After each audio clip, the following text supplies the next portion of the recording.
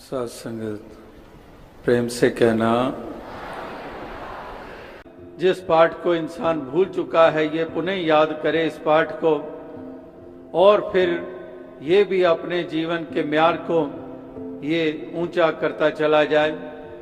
आप भक्तजन जिन्होंने इस सत्य को जाना है, ये परमात्मा ईश्वर हरि निराकार को अंग संग जाना है, और फिर इसी के रंग में रंग कर, इसी के एहसास में रहकर, एक संतों की मति को धारण करके भक्ति भाव से युक्त होकर इस जीवन के सफर को तय कर रहे हैं, तो तभी वास्तविकता में इस जीवन में निखार है, ये जीवन की शोभा बनी हुई है।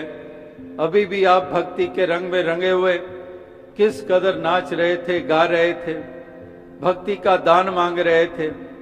एक भक्ति की भावनाओं से युक्त होकर भक्त किस कदर दुनिया की कैसी भी स्थितियां हो, लेकिन फिर भी उनके चेहरे के ऊपर एक अलग सा नूर होता है, एक ऐसी आनंद की अवस्था उनकी होती है, क्योंकि भक्ति का रंग चढ़ा हुआ है, इस ज्ञान में रंगे हुए हैं, इस नाम के रंग में रंगे हुए हैं। तो एक ऐसी उनकी अवस्था कि चाहे कैसी भी स्थितियां हो, लेकिन ये नाच भी रहे हैं, ये गा भी रहे हैं। इस दुनिया में रहकर मुस्कुराना इतना सरल नहीं है, और यहाँ नाचने गाने की बात हो रही है। तो ये जैसे कहा है कि या तो दीवाना हंसे, ये आपकी दीवानगी है, ये आपका एक ऐसा मस्ती में चूर होना, इस भक्ति के रंग में रंगा होना, तो ये एक दीवानापन। और या जिसे तू तौफीक दे, ये तौफीक भी तूने देनी है और देता है, ये तौफीक और सामर्थ्य भी तू देता है। ये दीवानगी भी तेरे कारण ही है कि लोग कहते हैं कबीर बावरा है, लेकिन ये बावरापन क्या है ये राम ही जानता है, ये दुनिया नहीं जान सकती है, ये संसार नहीं जान सकता है। कबीर का मर्म राम पहचाना, ये मर्म राम ही जानता है। ये बावरापन क्या है ये राम ही जानता है, और किस लिए है ये बावरापन, किसके प्रति है ये वही जानता है, ये दुनिया नहीं जान सकती है। तो इसलिए आप भक्तजन भी इस भक्ति के रंग में रंगे हुए अपने इस जीवन को सहजता के साथ इस जीवन की यात्रा को तय कर रहे हैं, जहां पर एक सहज अवस्था में रहकर ऐसे दिव्य गुणों से युक्त होकर इस जीवन के सफर को तय कर रहे हैं। और दातार शक्ति दे, सामर्थ्य दे, ऐसी ही भावनाओं से युक्त होकर प्यार के साथ, निम्रता के साथ इस जीवन के सफर को तय करते चले जाएं। अहम और अभिमान, घृणा और नफरत, ये तो पहले ही दुनिया में बड़ा सामान है इसका भरा हुआ।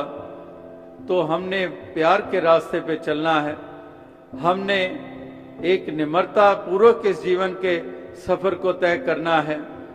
दुनिया में दूसरों को नीचा दिखाया जाता है, नीचा माना जाता है, लेकिन भक्तजन अपने आप को नीचा मानते हैं, अपने आप को दास मानते हैं, अपने आप को विनम्र करते हैं। आपस को जो जाने नीचा, सही गनिए सबसे ऊंचा, कि जो अपने आप को नीचा मानता है वही सबसे ऊंचा हुआ करता है। और गुरु पीर पैगंबर भक्तजन तभी ऊंचे हुए, चाहे वो पंच सखा हो, चाहे वो तुकाराम जी हो, चाहे कबीर जी हो, चाहे नामदेव जी हो, चाहे मीराबाई हो, जिनका भजन आपने सुना। इस तरह से तमाम जो ऊंचाइयां जिनको हासिल हुई सही मायनों में, वो वही थे जिन्होंने विनम्रता को धारण किया।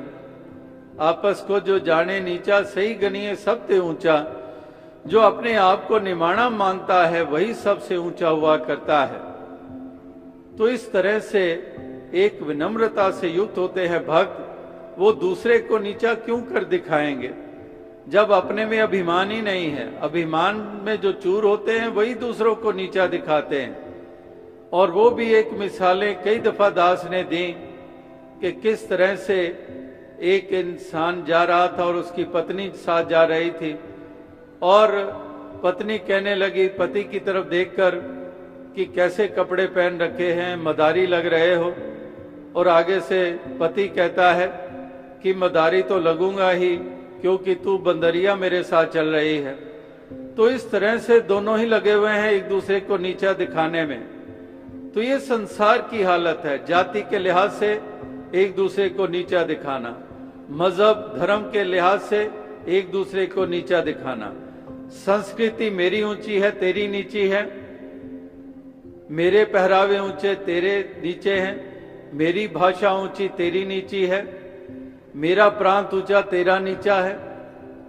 तो इस दौड़ में ही लगे रहते हैं, एक दूसरे को नीचा ही दिखाते रहते हैं। लेकिन महापुरुष भक्तजन विनम्रता के कारण ये दूसरे को नीचा नहीं दिखाते हैं, ये अपने आप को ही निमाना बना लेते हैं। और जो अपने आप को जिसने पहले ही निमाना बनाया हुआ है उसको नीचे कौन गिरा सकता है? जो पहले ही निमाना बना हुआ है उसको कौन नीचे गिरा सकता है? साध संगत जी, धन्यवाद।